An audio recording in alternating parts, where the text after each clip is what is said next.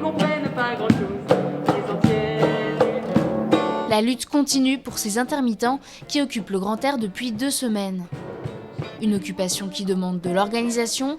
Un protocole a été mis en place avec le grand air afin de garder la mobilisation active tout en respectant les lieux et les salariés qui travaillent toujours dans l'établissement. On essaie de tourner pour ne pas fatiguer les gens et se retrouver à peu près à 6 ou 8 personnes chaque nuit pour toujours occuper les locaux. Et plus largement, la journée, on se retrouve entre 10 et 30 personnes suivant les jours en fait. On respecte les gestes barrières, bien entendu. Un test PCR est demandé à tous ceux qui viennent faire les nuits. C'est un respect pour nous tous, et y compris pour le personnel qui travaille dans ce lieu.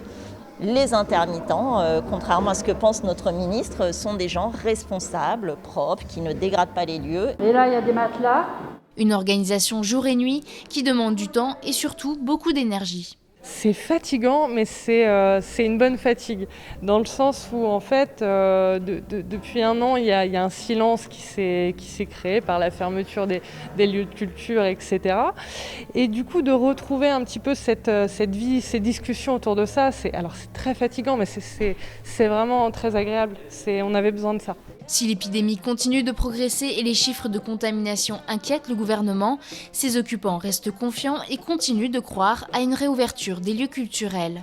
Et il faut être force de proposition et c'est ce qu'on va emmener cette semaine, la semaine prochaine, pour pouvoir emmener des dialogues avec les institutions, plus largement nos élus. Où est-ce que tout ça nous mènera ? Je n'en sais rien. Je sais qu'entre nous, ça bâtit quelque chose.